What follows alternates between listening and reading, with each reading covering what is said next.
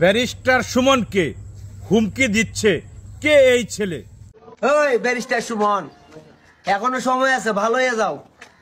যদি ভালো না হও না, আমার সাথে আরো 11 জন আছে, বাড়াবাড়ি করলে বুঝছো সাটিং করে দিব মিয়া। এই যে আপনারা দেখলেন, আসলে এই ছেলেটা কে, তার উদ্দেশ্য কি আমরা কিন্তু জানি না। ব্যারিস্টার সুমন সে আজকে হয়তো এমপি হয়েছে, সংসদ সদস্য হয়েছে, সে কিন্তু পরিচিত অনেক আগ থেকেই, সোশ্যাল মিডিয়ার কল্যাণে হোক অথবা তার ব্যারিস্টারির কারণে হোক, যে কারণে হোক, সে কিন্তু আলোচিত একটি ব্যক্তি এবং জনপ্রিয় একজন ব্যক্তি বাংলাদেশ। আমি বলবো এই ব্যারিস্টার সুমনকে একদম ডাইরেক্ট আপনারা যারা শুনলেন, এটা কিন্তু কি ধরনের হুমকি সেটা আপনারা বলবেন, আমার কিছু বলার নাই। ব্যারিস্টার সুমনকে ভালোবাসে না এমন লোক বাংলাদেশে খুব কম আছে। হ্যাঁ, একটা মানুষের জনপ্রিয়তা বেশি, তার খ্যাতি বেশি, সব দিক দিয়ে সে মোটামুটি এগিয়ে আছে। আমার দৃষ্টিকোণ থেকে সে একজন ভালো মানুষ।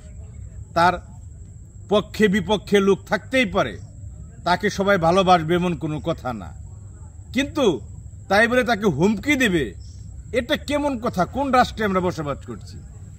এই যে ছেলেটা, তার পরিচয় আদৌ শনাক্ত হয়েছে কিনা আমি জানি না। এটা কোনো কল রেকর্ডিং না, কোনো ইনডাইরেক্টলি হুমকি না, সরাসরি ভিডিও।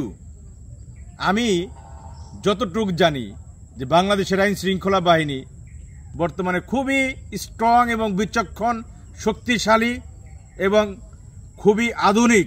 তারা ইচ্ছা করলে এই ছেলের পরিচয় শনাক্ত করা কয়েক ঘন্টার বিষয়, খুব একটা সময় লাগার কথা না। কিন্তু আদৌ কি এই ছেলের পরিচয় শনাক্ত হয়েছে কিনা, তাকে আইনের আওতায় আনা হয়েছে কিনা আমি জানি না। ব্যারিস্টার সুমন বিভিন্নভাবে হুমকিতে আছে, তার জীবন নাশের চেষ্টা করা হচ্ছে, আপনারা সবাই জানেন। এটা কিন্তু বিভিন্ন মিডিয়ায় ফলাও করে প্রচার করা হয়েছে। এই যে ব্যারিস্টার সুমনকে, ব্যারিস্টার সুমনের এলাকার ওসি সাহেবের মাধ্যমে যে ছেলেটা কথা বলল যে তাকে কন্ট্যাক্ট করা হয়েছে একটা ব্যাপারে, আমি এটা এখানে বলা ঠিক হবে কিনা আমি জানি না, কিন্তু এই সেই চক্র না অন্য কোনো চক্র, এটা কিন্তু খতিয়ে দেখা উচিত। এটা কিন্তু খতিয়ে দেখা উচিত। ব্যারিস্টার সুমন সাধারণ কোনো জিয়া হাসান না। ব্যারিস্টার সুমন একটা পার্সন, বাংলাদেশের জন্য একজন স্টার। আমার দৃষ্টিকোণ থেকে ব্যারিস্টার সুমন যে সাহসিকতার পরিচয় দিছে, বাংলাদেশের কজন সে সাহসিকতার পরিচয় দিতে পারছে আমি জানি না।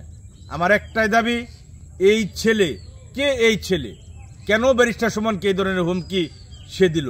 তার সাথে সে আরো 11 জন আছে, এটাও কিন্তু সে বলছে। তাকে খুঁজে বের করা হোক, তাকে আইনের আওতায় নিয়ে আসা হোক।